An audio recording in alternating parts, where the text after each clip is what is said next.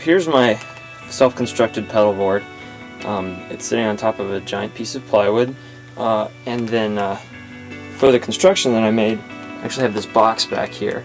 It's got two sets of rails that I'll show you this. It's got two sets of rails right there and right behind it, and in between here is where the plywood of the base goes, and so the pedals face towards the inside, and the base that's sitting on the floor right now faces on the outside, so it keeps all my pedals safe inside that box, and the rails help to keep it in place so I can carry it like a guitar case. So we'll start from the input, where my guitar goes. The input starts right here. As you can see, it says input. The camera would focus.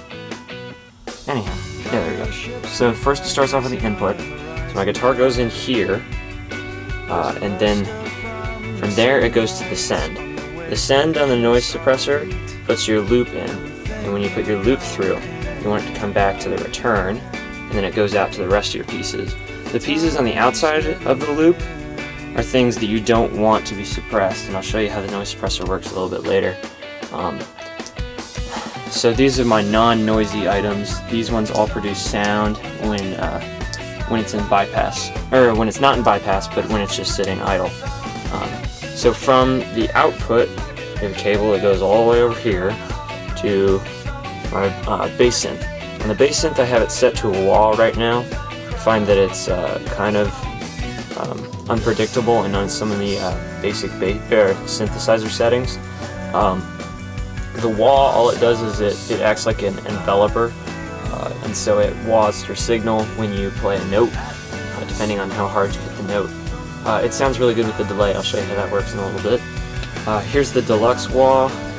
Over here controls the different settings. On the back, there's a variable and level setting, so it has its own distortion if you wanted your wah to always be distorted, and the variable determines how much wah you get from up here all the way down.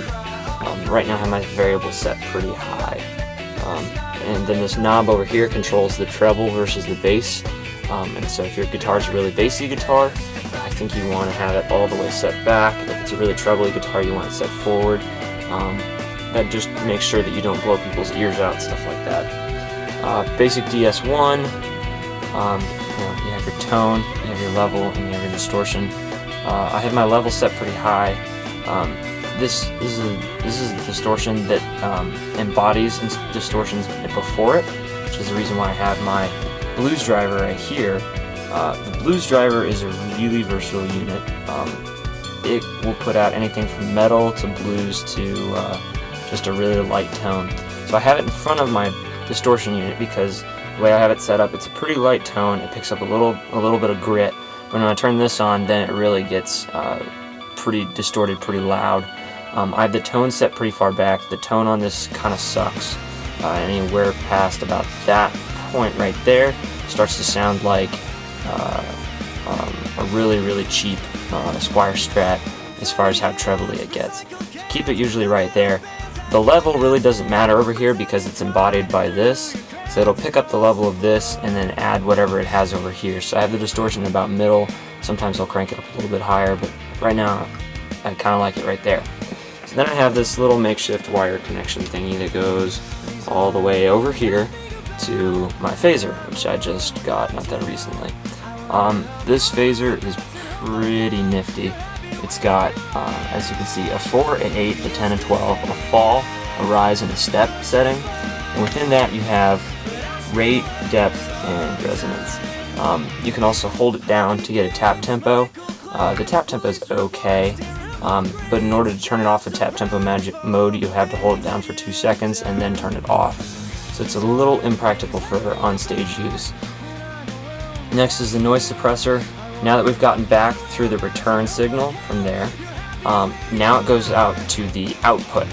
From the output we go to my tuner, which, I mean, for $100 is asking a lot for this thing, but I got it for Christmas, so I'm not going to complain.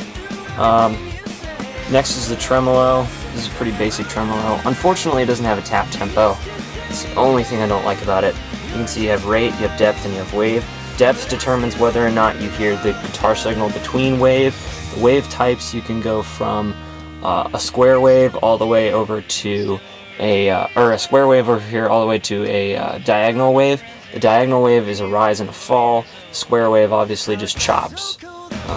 Then finally I have the DL4 over here. My personal 3 settings, I have a modulated setting right here.